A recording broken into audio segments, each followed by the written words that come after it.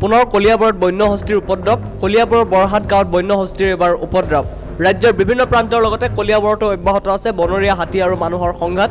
নিশা কলিয়াবৰ বৰহাট গাঁৱত উপদ্ৰৱ চলাই এটি বন্য হস্তীৰ দলে। নিশা খাদ্যৰ সন্ধানত বনাঞ্চলৰ পৰা ওলাই অহা এটি 7-8জনীয়া বন্য হস্তীৰ দলে গাঁওখনৰ নৱজ্যোতি হাজৰিকা নামৰ লোকজনৰ ঘৰত চলাই উপদ্ৰৱ। 10-12 মোন ধান খাই অনিষ্ট কৰাৰ লগতে এখন পকী বেৰৰো ক্ষতি সাধন কৰে। বাৰীৰ নাৰিকল তামোল গছ ভাঙি অনিষ্ট সাধন কৰে বনৰীয়া হাতীৰ দলটোৱে।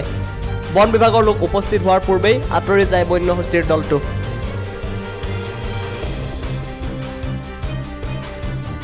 যোৱা ৰাতি আমাৰ ঘৰত গোটেই হাতীয়ে ঘৰ ভাঙি মানে ধানখিনি আগফালে আছিলে বাৰান্দাত ধান একেবাৰে চব ফালি বস্তা ফালি খাই বৈ মানে তেওঁ গুচি গৈছেগৈ আৰু ইফালে এইটো চাইডে এইখিনিতে গোটেই ৱাল ভাঙিবলৈ চাইছিলে নোৱাৰিলে। কিমান ধান ধান 10 মোন 12 মোন হ'ব।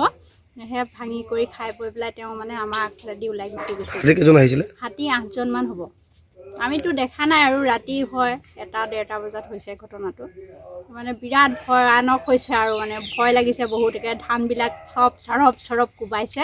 কোবাই পেলাই কৰি যিখিনি পালে খালে, নোখোৱাখিনি তাতে চোতালতে হিচৰতি কৰি পেলাই থৈ গুচি গৈছে।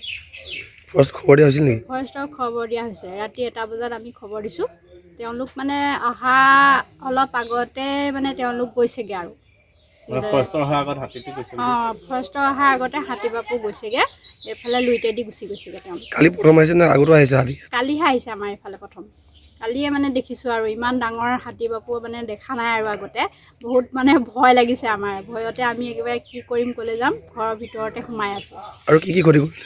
আমাৰ বেলেগ নাৰিকল গছ 2জোপা ভাঙিছে।